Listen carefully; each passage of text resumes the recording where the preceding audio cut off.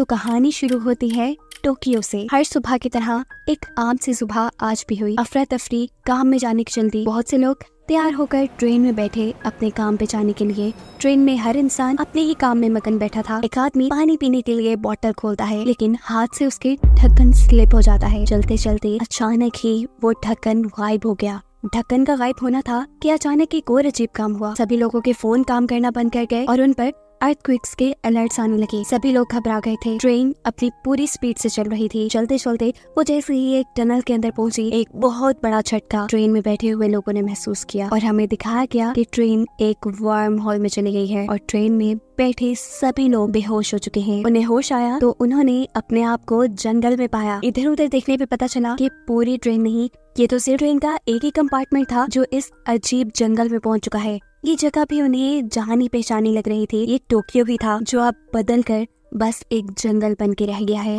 ये सब कुछ देखकर सभी लोग शॉक थे। किसी को समझ नहीं आया कि उनके साथ क्या हुआ। ट्रेन में मौजूद सैम नाम का आदमी, जो कि एक फायर फाइटर है, वो सिचुएशन को संभालने के लिए सभी पैनिक हुए लोगों को रिलैक्स करने की कोशिश करता है। उसके इस काम में मदद करती है यूमी नामी एक लड़की जो अभी फायर फाइटर बन रही थी। सैम ने एक टीचर के तौर पे उसे काफी क्लासेस भी दी थी और वो सैम को पसंद भी करती है। फिर सीन कट होता है और हमें 2023 में वही टोक्यो शहर दिखाया जाता है। वो दिन जिस दिन ये सब लोग ट्रेन में बैठे थे। ट्रेन की मैनेजमेंट हैरान परेशान है कि आखिर चलती ट्रेन के 2 कंपार्टमेंट्स कहाँ गायब हो गए। सैम के कंपार्टमेंट को तो हम देख चुके हैं, लेकिन एक और कंपार्टमेंट भी गायब है जिसे अभी तक नहीं दिखाया गया। इंजीनियर्स टनल को चेक करते हैं जिस टनल के अंदर से वो कंपार्टमेंट्स गायब हुए थे। दूसरी तरफ हम सैम, यूमी और उसके साथ एक और लड़के को देखते हैं जो भी टनल को ही चेक कर रही है, ये जानने के लिए कि शायद वहाँ कोई उन्हें ढूंढते ढूंढते आया हो। उन्हें दूसरी तरफ कोई रोशनी दिखाई देती है। यहाँ इंजीनियर्स को भी 2 रोशनी दिखाई दे रही थी। इंजीनियर्स को लगा सभी लोग दूसरी तरफ मौजूद हैं और सैम के ग्रुप को लगा कि शायद दूसरी तरफ से जो रोशनी आ रही है वो उनकी मदद करने के लिए कुछ लोग आ रहे हैं, लेकिन ये दोनों पार्टीज की ही गलतफहमी थी। सैम के ग्रुप ने जब आगे जाकर देखा तो टनल के बाहर से उन्हें सूरज की रोशनी दिखाई दे रही थी और यहाँ इंजीनियर्स के सामने भी दूसरी इंजीनियर्स की टीम थी जो गुमे हुए लोगों की तलाश में ही थे। सैम का ग्रुप जो टनल से बाहर निकल चुका था, वो शहर के दूसरी तरफ देखते हैं तो परेशान रह जाते हैं क्योंकि ये पूरा टोक्यो शहर एक रेगिस्तान में बदल चुका है। इन अजीबोगरीब चीजों की वो बहुत सी वीडियोस बना लेते हैं ताकि जाकर अपने ही जैसे पैसेंजर्स को दिखा सकें। इनकी सोच के मुताबिक जब इन्होंने इस शहर के बारे में लोगों को बताया तो किसी ने उन पे यकीन नहीं किया। उन्होंने भी जब वीडियोस देखी तो उन्हें यकीन आया कि वो किसी स्ट्रेंज जगह पे पहुंच चुके हैं। सभी परेशान थे, किसी को कुछ समझ नहीं आ रहा था कि वो लोग यहाँ रहेंगे कैसे, जिएंगे कैसे, सरवाइव कैसे करेंगे। दूर दूर तक कोई इंसान नहीं था। आखिर इनको बचाएगा कौन? इस जगह में फंसे उन्हें 7 घंटे गुजर चुके हैं। कोई मदद को नहीं आया, फोन में कोई सिग्नल नहीं है और भूख भी सबको बहुत लग रही है। जिनके पास भी कुछ थोड़े से स्नैक्स थे, ये लोग एक दूसरे से शेयर करते हैं और अपना पेट भरते हैं। इसी ट्रेन में पेनी नाम की सेल्फिश लड़की, उसे कुछ ज्यादा ही शायद भूख लगी थी। वो सबके बैग्स में खाने पीने की चीजें तलाश करना शुरू करती है। खाने का तो कुछ नहीं मिलता, लेकिन एक आदमी के बैग में उसे एक गवर्नमेंट लेटर मिल जाता है जिसमें साफ लिखा था कि वो एक क्रिमिनल है। फैनी का उल्टा दिमाग उल्टा ही चला। उसे लगा कि ये सारा काम जरूर इस क्रिमिनल का है। उसने हमें यहाँ फंसा दिया ताकि वो गवर्नमेंट को ब्लैकमेल कर सके उसकी सजा खत्म होने के लिए। ये बात उठ कर सबको भी बता देती है। हाशिमा बेचारा सबको समझाता रह जाता है कि ये लेटर मेरा नहीं है, मेरी बात तो सुनने की कोशिश करें, लेकिन जब कोई उसकी बात नहीं सुनता तो कहता है ठीक है, मैं जा रहा हूँ यहाँ से। अब सब लोग आराम से मिलकर यहाँ रहे। उसके इस कंपार्टमेंट से बाहर जाते ही एक व्लॉगर लड़का यहाँ सैम और यूमी को बताता है कि रीना गलत कह रही है, वो खुद सबके बैग से चोरी कर रही थी और मुझे नहीं लगता कि कायाशिमा एक क्रिमिनल है। ये जानकर सैम को बुरा लगा। वो कायाशिमा को ढूंढने के लिए बाहर जाता है जहाँ कायाशिमा चलते चलते एक खाई में गिरने वाला था, लेकिन सही वक्त पे वहाँ पे सैम आकर उसे बचा लेता है। सैम के बचाने के बाद कायाशिमा उसका शुक्रिया करता है और उसे कहता है कि मैं क्रिमिनल नहीं हूँ, मैं एक बहुत ही मशहूर हेयर ड्रेसर हूँ। सैम इससे पहले उससे और भी कुछ पूछता, वो उसे चुप करवा देता है। यानी उसने उस क्रिमिनल वाले लेटर के बारे में इन्हें अभी तक कुछ नहीं बताया। परेशानी में रात हो जाती है। बहुत से लोग तो सो गए थे, लेकिन बहुत से लोग परेशानी में नींद तो दूर, सोच उनकी जान ही नहीं छोड़ी। सुबह भी हो जाती है। ऐसे के ऐसे सब लोग बेहाल बैठे हैं। सैम सबकी थोड़ी थोड़ी मदद करने की कोशिश करता है और उसके इस एटीट्यूड से कायाशिमा गुस्सा आ जाता है कि फजूल में एक इंसान इतना अच्छा कैसे हो सकता है। उससे पूछता है कि आखिर तुम सबकी इतनी मदद क्यों कर रहे हो, तुम्हारा मसला क्या है? सैम बताता है मसला नहीं है, बस मेरे दिल में एक गिल्ट है जिसे शायद मैं खत्म करने के लिए सब करता हूँ। मेरे बहुत ही अच्छे दोस्त की टांगे असल में मेरी वजह से टूट गई थी और उस चीज का रिग्रेट खत्म करने के लिए मैंने उसी दिन अपने आप से वादा कर लिया कि जब जब जिसको भी मेरी जरूरत पड़ेगी मैं मदद करूंगा। सैम के पास की कहानी सुनकर कायाशीमा को भी अपना भाई याद आ जाता है। जब वो दोनों भाई छोटे थे कितने प्यार से रहते थे ये, चाहे गरीब थे लेकिन कायाशीमा जान छिड़कता था अपने भाई पे। अपने भाई को एक अच्छी लाइफ देने के लिए उसने बहुत मेहनत की, एक मशहूर हेयर ड्रेसर बना। उसने अपने भाई की सारी ख्वाहिशें पूरी कर दी, लेकिन एक जगह वो मार खा गया। बहुत सा काम करने की वजह से उसे अपने भाई पे ध्यान रखने का टाइम ही नहीं मिला। तब वो एक क्रिमिनल बन गया। कायाशीमा को ये नहीं पता चला असल में जो क्रिमिनल लेटर कायाशीमा के पास था वो उसके भाई का ही था। कुछ दिन बाद उसे बेल होने वाली थी और वो उसी को लेने के लिए ट्रेन से जा रहा था। अब सारे पैसेंजर्स ट्रेन से निकल चुके हैं। उन्हें पता है कि उन्हें कुछ खाना है, इंतजाम तो करना पड़ेगा। जंगल में कुछ खाने पीने की चीजें ढूंढने के चक्कर में वो काफी आगे निकल गए और उन्हें दिखाई दिया एक टावर। इसे देखकर ये सब शॉक इसलिए हो गए हैं कि ये टावर कंप्लीट होने वाला था 2026 में। जिस टाइम से ये लोग आए थे वो टाइम था 2023 का। इस टावर के बारे में सबने ही बहुत कुछ सुन रखा था, लेकिन इसको देखने के बावजूद भी ये लोग इस चीज को समझ नहीं पाए कि ये लोग फ्यूचर में आ चुके हैं। फ्यूचर में कितना दूर ये भी नहीं मालूम। इसी ट्रेन में एक बायोलॉजिस्ट भी था जिसे यही जंगल के अंदर एक ऐसा पौधा मिला जो 2023 से तकरीबन 30 साल बाद उगने वाला था। इन्होंने अंदाजा लगाया कि ये लोग कम से कम 40 साल अपने वक्त से आगे आ गए और ये चीज इन्हें परेशान कर देती है। आने वाले सालों में क्या दुनिया इतने बुरे हाल में आ जाएगी, इन लोगों ने सोचा तक नहीं था। सीन कट होकर 2023 का वक्त दिखाया जाता है जहाँ से ये कंपार्टमेंट यहाँ तक पहुँचा था। बहुत ढूंढने के बाद भी उन साइंटिस्ट को वो कंपार्टमेंट नहीं मिला, तो मजबूरन अब ऑफिशियली उन्हें ये खबर अनाउंस करनी पड़ती है कि चलती ट्रेन के 2 कंपार्टमेंट्स गायब हो चुके हैं, जिसके अंदर तकरीबन 100 से ज्यादा लोग थे, वो भी गायब है। कुछ अता पता नहीं चला। सीन्स दोबारा फ्यूचर में शिफ्ट होते हैं जहाँ लोग पागल हो रही हैं क्योंकि पानी पीने तक के लिए नहीं है उनके पास। इस वक्त सैम जुगाड़ करता है और एक बड़ी सी पॉलीथीन को उठाकर इस कंपार्टमेंट की छत पे बिछा देता है कि चलो और कुछ नहीं 2-4 कतरे भूल के ही जमा हो जाए। लेकिन प्लान उनका ये भी फेल हो गया। सुबह हो गई, अगला दिन आ गया। बायोलॉजिस्ट इस एरिया की छानबीन करने के लिए जाता है और उसे एक ऐसा फ्लावर मिलता है जो बहुत ज्यादा पानी के आसपास उगता था। इसे देखकर उसे क्लू मिला, जरूर आसपास कोई चश्मा या नदी है। ये सुन सैम डिसाइड करता है कि अगर तो यहाँ कोई चश्मा या नदी है तो वो उसे ढूंढ कर रहेगा ताकि उसके सभी साथी प्यास बुझा सके। उसके साथ जाते हैं ये बायोलॉजिस्ट कायाशीमा और यूमी भी। चलते चलते ये लोग पहुंचे एक बहुत ही बड़े पहाड़ के पास। पहाड़ है तो चश्मा भी होने के चांसेस है, लेकिन इतने ऊंचे और इतने सीधे पहाड़ पे चढ़ेगा कौन और किस तरह? इस काम के लिए ये सब मिलकर एक रस्सी बनाते हैं और सैम जो कि एक फायर फाइटर है और रस्सी से दीवारों पर चढ़ने का उसे काफी एक्सपीरियंस है, वो यहाँ इस पहाड़ के ऊपर चढ़ता है और फाइनली इन्हें पानी भी मिल गया है। खुशी से ये लोग झूमने लगे। सैम इस पहाड़ के ऊपर से दूर दूर तक देखने लगता है। जहाँ टोक्यो की बड़ी बड़ी मशहूर बिल्डिंग्स थी वो जगह बस एक समुंदर बन गई थी। उसने बात आकर अपने साथियों को बताई। सभी लोग और भी ज्यादा परेशान हो गए ये जानकर कि आखिर फ्यूचर में ऐसा क्या होने वाला था कि जिससे ये दुनिया इतनी बर्बाद हो जाएगी। एक और दिन खत्म हो जाता है, रात हो जाती है और टनाका नाम का एक आदमी कंपार्टमेंट से बाहर निकलता है। वो अपना काम कर ही रहा था कि यहाँ पे कोई इंसान उसके ऊपर हमला कर देता है। खैर उसके हमले से तो उसने अपने आप को बचा लिया, लेकिन जबकि बाहर वो जाकर अपने कंपार्टमेंट के साथियों को बताता है तो कोई इस पे यकीन ही नहीं कर रहा था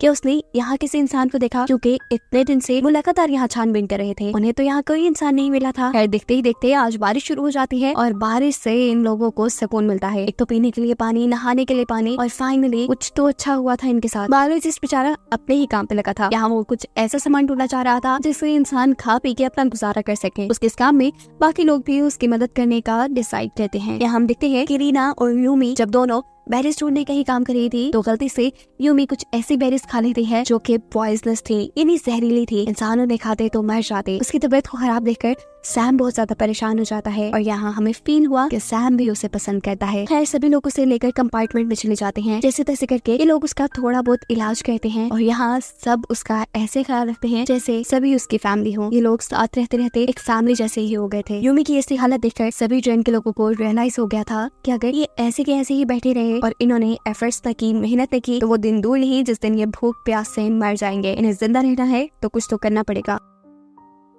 इसीलिए अगले ही दिन से ये लोग काम करने का फैसला करते हैं। कुछ लोगों ने यहाँ खाना ढूंढा था, कुछ लोगों ने मिलकर बर्तन बनाए और आज के दिन इन्होंने बहुत सा काम किया। खाने को भी इन्हें बहुत कुछ मिला था, लेकिन ये सब करने के बाद भी वो लोग ज्यादा खुश नहीं थे। उन्होंने रियलाइज किया कि खाने के तौर पे उन्होंने कुछ जहरीली बेरीज भी जमा कर ली थी। इस टाइम पर काशिमा को शक होता है कि शायद उन्होंने ये पॉइजनस बेरीज नहीं जमा की, उनके खाने में बेरीज शायद तनाका ने मिलाई हैं, जिसे ये लोग अपने कंपार्टमेंट से निकाल चुके हैं क्योंकि उसने काशिमा की सीजर चुरा ली थी। ये लोग अब उस आदमी को ढूंढने के लिए निकलते हैं। सैम पूरी रात जंगल में भटकता रहा, उसे तनाका कहीं नहीं मिला, लेकिन उसने काशिमा की सीजर जरूर ढूंढ ली। अब बायोलॉजिस्ट जो हर दिन इनका कोई ना कोई फायदा कर दिया करता था, वो इस एरिया को रीड करते हुए उन्हें बताता है कि उसके नॉलेज के मुताबिक जैसा इस जगह का स्ट्रक्चर है, यहाँ करीब ही कहीं नदी भी गुजर रही होगी, और अगर यहाँ नदी है तो इनके पानी की भी सारी जरूरतें पूरी हो जाएंगी और ये लोग वहाँ से मछलियाँ भी पकड़ सकते हैं। यह जबरदस्त आइडिया था। सभी उसके आइडिया पे काम करने के लिए निकलते हैं, यानी एक नदी ढूंढने के लिए निकल जाते हैं और रास्ते में ही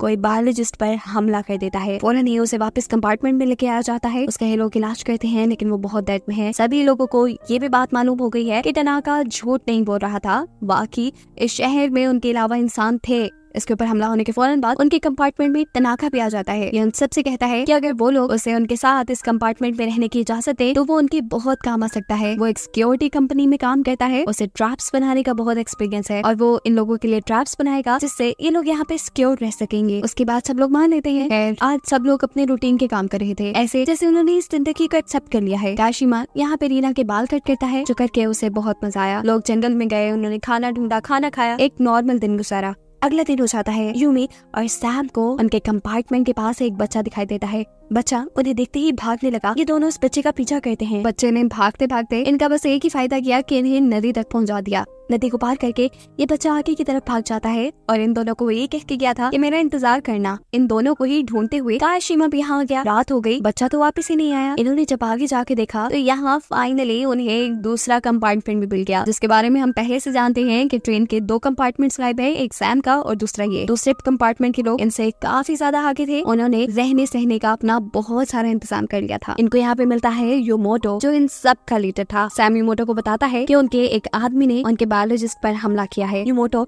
इस चीज के लिए उससे माफी मांगता है। बहस का वक्त नहीं था। ये लोग यहाँ पर एक दूसरे से इम्पोर्टेंट इन्फॉर्मेशन शेयर करते हैं, जैसा कि सैम और को यहाँ पे एक नदी मिली थी, खाने पीने के लिए कुछ चीजें मिली थी। ये सारी बातें सैम उनको बता देता है और योमोटो यहाँ उन्हें बताता है कि जब वो लोग यहाँ आए तो इन्हें एक शिप मिली थी। यहाँ उस शिप के अंदर एक डायनी थी और एक रेडियो। रेडियोस की फ्रीक्वेंसी मैच करते करते उन्हें एक दिन कनाडा से कुछ सिग्नल्स मिले, जिससे इन्हें पता चला कि ये लोग 60 साल आगे आ गए हैं, यानी फ्यूचर में। और साथ उसे ये बात भी मालूम हुई थी कि दुनिया तो 2026 में ही तबाह हो गई, क्योंकि 2023 और 24 में बहुत से लोगों ने अपनी अपनी सैटेलाइट्स को स्पेस पे भेज दिया था ताकि वो स्पेस के बारे में बहुत सी मालूमात हासिल कर सके। और यही चीज इस दुनिया को तबाह कर गई। उन सैटेलाइट में से एक सैटेलाइट एक एस्ट्रॉइड से टकराई और वो एस्ट्रॉइड उस सैटेलाइट की वजह से फिर जमीन से टकरा गया और ऐसे ये जमीन तबाह हो गई और उसी तबाही में सारे इंसान भी मारे गए। सैम उससे पूछता है कि तुम्हारा वो रेडियो कहाँ है? जवाब में योमोटो कहता है रेडियो तो मेरे पास ही है, लेकिन उस दिन के बाद उसके ऊपर कोई सिग्नल नहीं मिले। ये सारी इन्फॉर्मेशन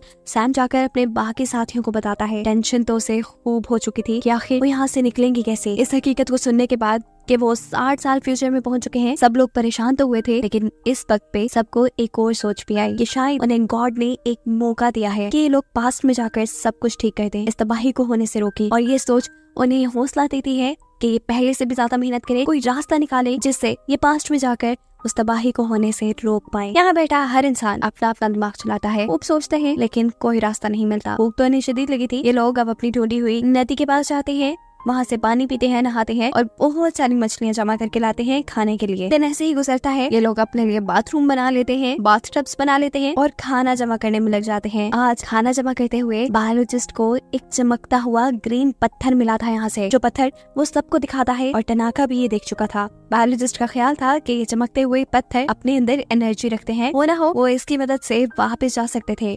तनाका ये सारी बात जाकर योमोटो को बता देता है, यानी दूसरे ग्रुप के लीडर को, यानी वो एक गद्दार है। वो इनकी सारी बातें जाकर उनको बताता है। योमोटो उसके काम के बदले में उसे कुछ खाने पीने का सामान देता है। यहाँ सैम के ग्रुप के पास यूमी और रीना, जो एक ही एज के थे, वो आपस में तकरीबन दोस्त बन चुके थे, लेकिन पता नहीं क्या हुआ, उनके दरमियान में लड़ाई हुई। रीना को इतना गुस्सा आया कि वो धक्का देकर यूमी को एक गड्ढे में गिरा देती है। गड्ढे में गिरने वाली चोट तो एक तरफ, यूमी को यहाँ डर ये देख के लगा कि इस गड्ढे में पहले से ही एक लाश थी। ये दोनों ही डर जाते हैं। अपनी सेफ्टी के लिए ये लोग कंपार्टमेंट की तरफ भागते हैं, लेकिन दूसरे कंपार्टमेंट के लड़के यहाँ उनका रास्ता रोक लेते हैं। रीना यूमी को खतरे में उनके साथ ही छोड़कर अपनी जान बचाकर किसी तरह कंपार्टमेंट में आ जाती है।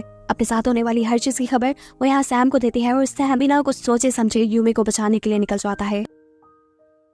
उसके पीछे एक कार शीमा भी आ चुका था, लेकिन जब ये दोनों वहाँ पहुंचे जहाँ पहले यूमी और दूसरे कंपार्टमेंट के लोग थे, तो इस टाइम तक दोनों यहाँ से गायब हो चुके थे। यूमी उनसे बचने के लिए भागते भागते एक शिप में छुप गई थी। अब सैम ये अंदाजा तो नहीं लगा पाता कि यूमी अपने बचाव के लिए कहीं छुप गई होगी, लेकिन हाँ उसे लगता है कि जरूर दूसरे ग्रुप के लोगों ने उसे किडनैप कर लिया है या नुकसान पहुंचा दिया है। बिना सोचे समझे वो दूसरे ग्रुप पर हमला करने के लिए निकल जाता है। इससे पहले कि ये लोग यहाँ पे हमला करते या किसी को नुकसान पहुंचाते, युमोटो उससे सारा माजरा पूछता है। सैम उन्हें बताता है कि उनके साथियों ने उनके ग्रुप की एक लड़की के साथ बदतमीजी की है। ये जानकर वो अपने ग्रुप के लोगों की तरफ से माफी मांगता है और उसे कहता है कि यूमी जहाँ भी होगी वो सेफली उसे ढूंढकर उन तक पहुँचाएंगे। लेकिन सैम को युमोटो पे यकीन नहीं था, क्योंकि उसे लग रहा था कि जो लाश अभी यूमी और रीना ने देखी है वो भी उन्हीं के ग्रुप के किसी बंदे की है जिसे युमोटो के ग्रुप ने मार दिया। युमोटो जवाब में कहता है, नहीं, वो तुम लोगों का कोई बंदा नहीं है, वो हमारे ही ग्रुप का एक बंदा है। जब हम लोग यहाँ इस हालत में आए तो वो बहुत ही ज्यादा पैनिक हो गया, इतना पैनिक कि वो पागलों की तरह सब पे हमला करने लगा था। उसने मुझ पे भी हमला कर दिया। अपने आप को बचाने के लिए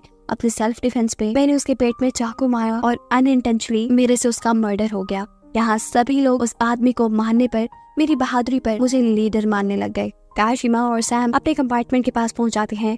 अब क्योंकि वो हमला करने की सोच से दूसरे ग्रुप के पास गए थे, इसीलिए उन्हें खतरा था कि कहीं दूसरे ग्रुप वाले भी हमला करने के लिए उनके पास ना आ जाए। अपने सेल्फ डिफेंस के लिए ये लोग यहाँ हथियार बनाने का फैसला करते हैं। यहाँ युमोटो उसी शिप के अंदर जाता है जिस शिप के अंदर उसे रेडियो मिला था। वो नहीं चाहता कि इसी शिप के एक छोटे से डब्बे के अंदर यूमी भी छुपी बैठी है। वो यहाँ रेडियो पे किसी से बात करने लगता है, लेकिन रूमी उसका झूठ पकड़ लेती है कि वो किसी से रेडियो पे बात नहीं कर रहा, और ये रेडियो तो चल भी नहीं सकता क्योंकि नीचे से उसकी केबल ही कटी हुई थी। वो बाहर निकलकर उससे पूछती है कि तुम ये झूठा ड्रामा क्यों कर रही हो, आखिर तुम्हें क्या मिलता है इससे? अब सच्चाई तो यूमी को पता चल ही गई थी, खुद बताने में क्या हर्ज था। युमोटो बताता है, असल में मैं यहाँ सबका लीडर ही बन के रहना चाहता हूँ, इसीलिए तो ऐसे ड्रामे करता हूँ, मुझे नहीं जाना पास्ट में। अरे वहाँ पे तो मेरी किसी को कदर भी नहीं, यहाँ सब लोग मुझे लीडर के रूप में देख रहे हैं, मुझे इज्जत दे रही है, मैं इसी में खुश हूँ। लेकिन यूमी से कहती है, तुम कहो ना कहो, मैं बाहर जाकर तुम्हारी सच्चाई सबको बताने वाली हूँ। अपनी पोल खुलते देखकर युमोटो डर जाता है और इस सब के चक्कर में वो यूमी को ही बांध के यहाँ कैद कर जाता है। सीन कट होता है और हम सैम और उनके साथियों को देखते हैं। इन्होंने बहुत से